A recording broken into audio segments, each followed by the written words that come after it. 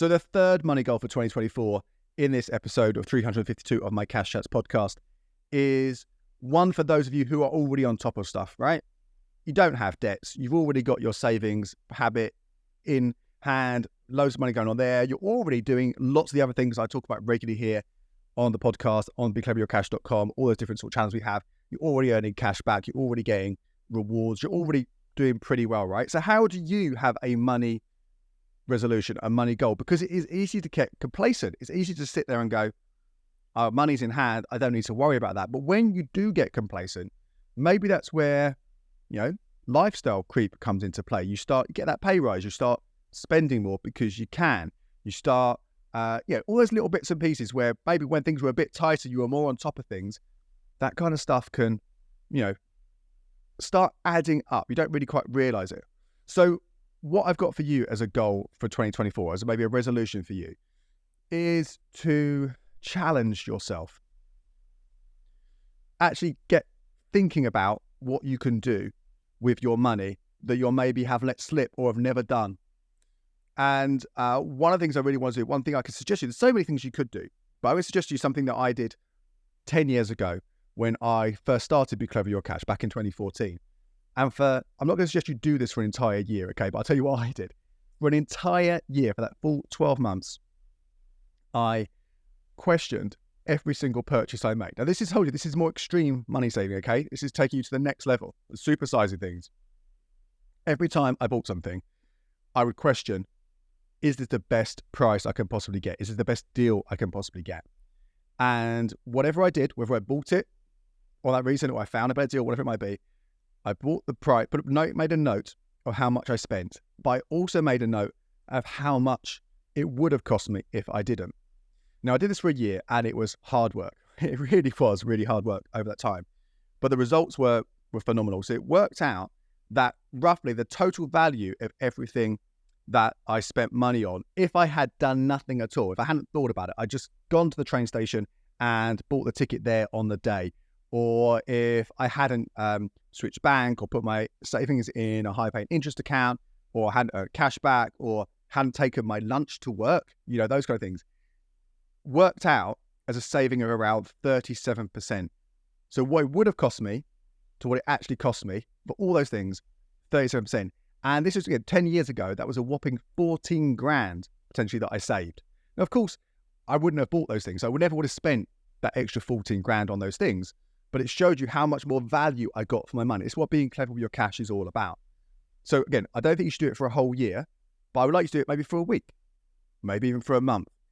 Give that a go. And by doing this, you are going to hopefully identify some of those areas where you could do more, where you could get more for your money. Again, this isn't about being cheap. It's about working towards what you can afford. So if you don't have much money, then yes, it might be might be your only choice might be to take your packed lunch into work.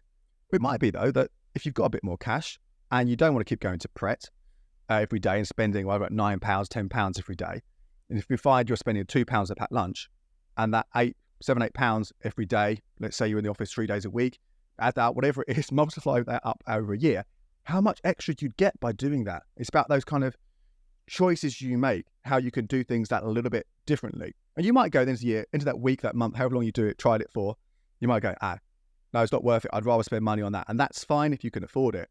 But it might be that suddenly you pick and choose from that week where you've done this really intensively. Pick and choose 3 or 4 of those things that you want to make a habit, want to replicate all the time. Comparing prices online. Really simple. Takes a few minutes. Use the cashback site. Again, is one extra click. Those things, those extra bits of money you can have will come through. And again, the reason I say this is up in your game is because it could be quite hardcore. I want you to really think about every penny you spend, which I think probably a week is most realistic, right, to do this for. And hopefully see what comes along and then just start doing that throughout the year and trying to make it habits. And maybe in a month's time, 2 months' time, you could try it again and look for new things you can add in. And I promise you, those things will add up. You will find things where you can make those decisions to spend less or get more for your money that will be really, really worth doing. So yeah, a bit of a different one, but I know a lot of you guys listen to the podcast. You are already on top of things. So hopefully this is a good enough challenge for you to take things to that next level. So here are my deals of the week. And there are obviously a huge number of January sales taking place right now. I'm not going to take you through those bit by bit because obviously it depends what you need to buy. What will give you a reminder that don't just pick something up because there is a discount. Make sure you look at the price history on places like Price Buy or for Amazon, Camel, and work out if actually the sale price is any different to a price you could get at any other time. And it potentially might even be cheaper at other times. So you might be able to wait for that thing. And obviously do remember to shop around and look at different retailers as well and see if you can get it for less there. But yeah, don't buy something just because it's reduced, buy it because you need it. However, there are some offers, as ever, that I've got for you, which could be worth looking at. And there are a number of credit card deals that are going to end in the next week. We have some easier to get ones from the John Lewis credit card, the M&S credit card, and the Asda credit card. These welcome deals, if you successfully apply for the cards, remember, do that eligibility search at the beginning to make sure you've got a chance of getting it. And again, the terms are different for each one, so make sure you read those when you are on their websites. But effectively, if you spend around 500 quid on those cards within the first, I think it's 90 days, it could be 60 days, again, it does vary by card, then you will get a voucher. So for John Lewis, it's a £40 voucher, for M&S, a £40 voucher, for Asda, it's £20 cash back to the Asda Rewards. But again, a nice little small welcome offer. There are a couple of Amex offers which are due to end a little bit later. Those Asda, M&S, and John Lewis ones are ending any day now. You've got about a week for those these American Express offers. I have covered them in detail in a previous episode. I've got a video on YouTube and articles on becleveryourcash.com as well, which go into much more detail on them. So I won't repeat myself now, but effectively they are open. They require quite a hefty spend, but they are much increased boosted offers for two cards: the American Express Gold Rewards card, Preferred Rewards Gold credit card, and the American Express Platinum credit card. Now, the Gold card, this is only open to those people who have not had an American Express credit card in their name in the last 2 years. However, the Platinum one, that is open to anyone as long as they haven't had any of the membership reward cards in their name in the last 2 years. And that basically means they haven't had the Platinum card itself, the Gold card that I just mentioned, the Amex Reward card, or the basic standard American Express card. If you have any other Amex card, maybe the Nectar card, the Platinum Cashback card, then you'll be eligible for this welcome offer on the Platinum card. However, as I said, a massive 10 grand spend is needed on this Platinum card in the first 6 months, which is huge. If you do that, then the points you can make, plus the other offers that you can get from this card, minus a rather large £650 annual fee, could give you a profit of about 400 quid plus annual travel insurance. So it's definitely one to read more about. So do watch my video or read the article for more information on those cards. So they are ending anytime soon. I wouldn't be surprised if we have replacing that in January, an offer for the British Airways Amex card. So that's something to maybe hold back on if you think that one might be more suitable for you. I'll let you know all the details, obviously, when we hear more. What else is going on? There is a theatre sale. Today Tix app has got a sale. They call it a Boxing Day sale. It's still running right now. There are just cut price London theatre shows to give that one a look as well.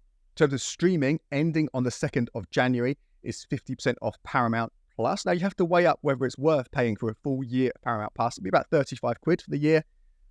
If there's not enough on there you think you're going to watch, you might be better off just paying for 2 or 3 months as you go. But if you want it for the whole year, then that 50% off is not bad. The new Frasier is actually really well worth giving it a go if you're a fan of the original series. We really enjoyed watching that over Christmas.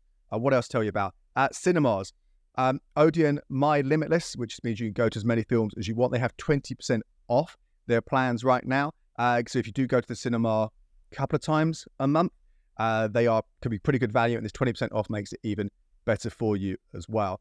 And the last one here, just a quick hint, obviously, is Christmas sales. We mentioned the New Year sales are on, but don't just look for random things. Look for Christmassy things, and this is where cards, jumpers, wrapping paper are all reduced to clear, potentially to really, really, really low prices. And as long as you've got somewhere to put them, and don't forget you've got them in 12 months' time, 11 months' time now, that can save you a decent chunk of cash when it comes to Christmas 2024. You might also, it's worth, if you're walking past a supermarket, pop your head in to the chocolate areas, see if there are any really nice chocolates that have been reduced. Just because they're shaped like a Christmas pudding doesn't mean you can't eat it in March or April. That's assuming you can make it last that long. More details on everything in this week's podcast, including those deals, over at becleverwithyourcash.com.